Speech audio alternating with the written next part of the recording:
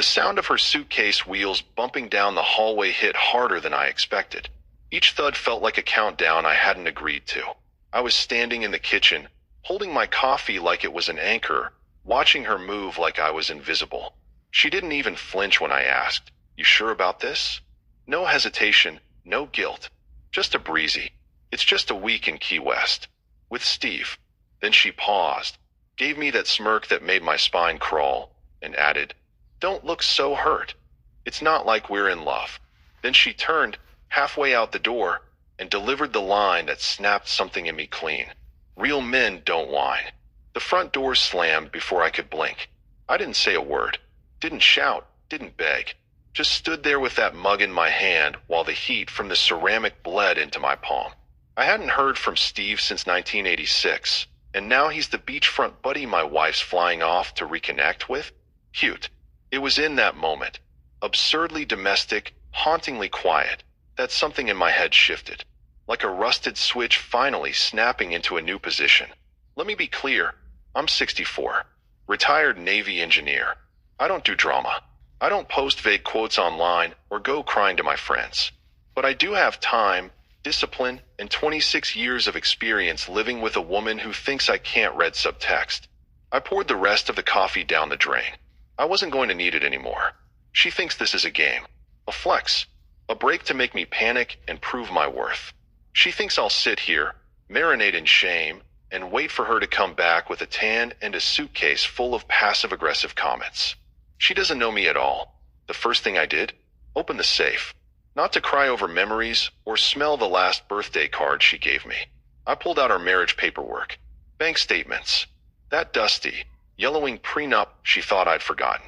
She never asked what I did on the days I didn't fish or see the guys. That was her first mistake. Now listen, I'll share this story for a reason. Not for pity, not for applause, but because I know some of you are standing in a kitchen right now, just like I was, realizing your marriage is only standing because you are holding it up. And one more thing, if you're the kind of man who values dignity more than disaster, you're not alone. By the way, 98% of people who watch these stories never subscribe. If you're one of them, it takes 2 seconds to hit that button, and it means a hell of a lot more than you think. It keeps this crew running. Back to the story. I spent the next hour walking through the house, not like a husband, but like an auditor. Noticed what was mine, what was ours, and what had always been hers, no matter how many anniversaries she tagged my name in. The art above the fireplace? Hers. That ridiculous hand-carved rocking chair in the sunroom I was never allowed to sit in? Hers. The guest room filled with her yoga crap and unopened inspirational books? All hers. You see, Karen was never messy. Her betrayal was tidy, clean, calculated, which meant my revenge had to be cleaner. By noon, I'd cleared half her side of the closet. Not with anger, with intent, like I was preparing for surgery. I kept the wedding photo on the dresser. I wanted it there, like a crime scene photo pinned above a detective's desk. Evidence of a time I played along. Evidence of my own blindness. I remember sitting on the edge of the bed that night, house empty except for the hum of the old ceiling fan, and thinking, this time, she's not coming back to the same house. She's coming back to a stranger's terms. And Steve? Oh, Steve was going to have a very interesting conversation soon. I opened the safe not like a man betrayed, but like a man reviewing blueprints before demolition. The lock clicked open with a satisfying thunk, and inside, neatly stacked, was the anatomy of a marriage that had quietly been hemorrhaging for years. Top shelf, our marriage license. Below that, my Navy pension paperwork. Then came the real gold, property titles, 2 vehicle registrations, for bank account summaries, and 1 manila envelope with a coffee stain in the top corner. That one, the prenup, signed in 97, notarized, and, until that moment, utterly forgotten by the woman who thought real men don't whine, would be the end of the conversation. I laid everything out on the dining table like a forensic tech at a crime scene. Karen always underestimated how precise I could be. 26 years of being the boring engineer had lulled her into thinking I didn't notice the small things. She used to say I was obsessed with order. No, Karen, I was trained to see patterns. First, the bank records, 2 joint checking accounts, But her Amazon Prime receipts didn't line up with the monthly outflow. So where were the other charges coming from? Then the credit card bills. I cross-referenced them with dates from her old photos and cryptic captions. Sometimes a little sun is all you need, sun with Festa. That one was tagged in Boca Raton. The same week, $1,742 was charged to a boutique hotel I'd never heard of. On a card I wasn't listed on. She'd opened a separate account last spring. Not in secret, just not where she thought I'd look. Wells Fargo, her maiden name, linked to a consulting payment from someone named S.J. Drummond. Steve, I felt a strange calm wash over me. Not rage, not heartbreak, more like clarity sharpening into a blade. Next came the assets, the house, in both names. But I bought it before we married.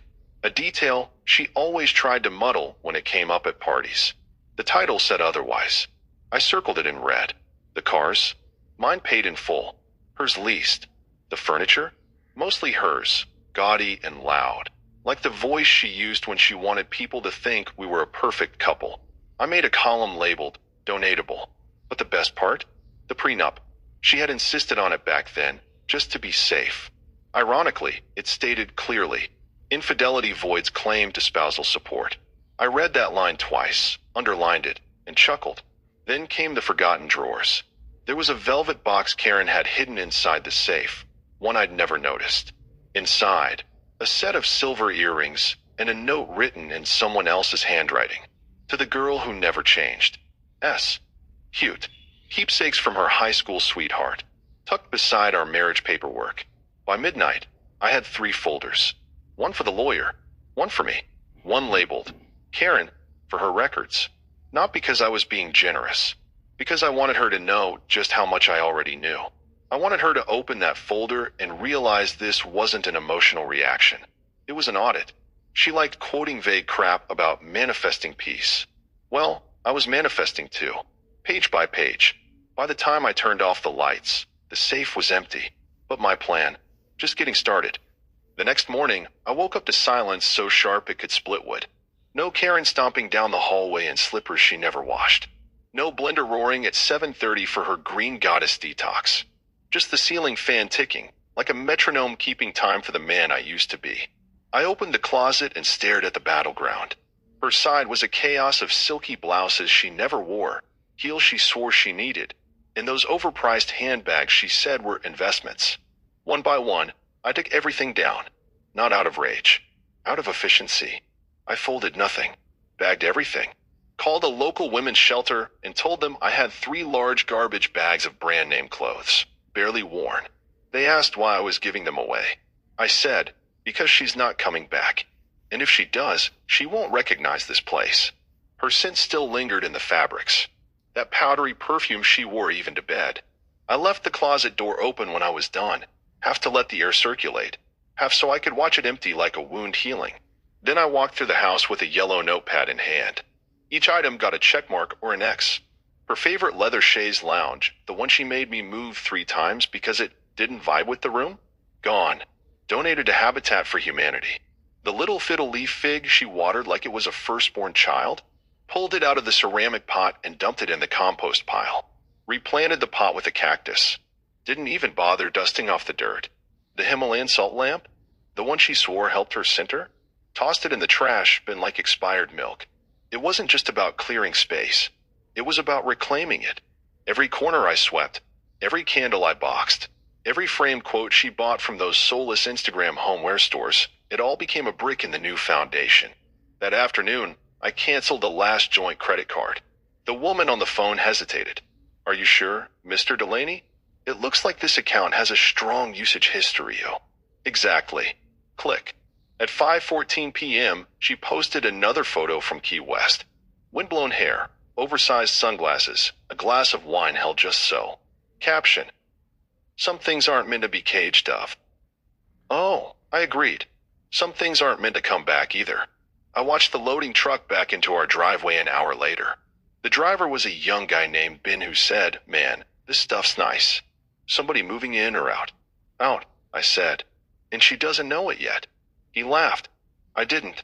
He and his team hauled off her furniture like it was junk mail. The tufted headboard? Gone. The mirrored vanity she couldn't live without?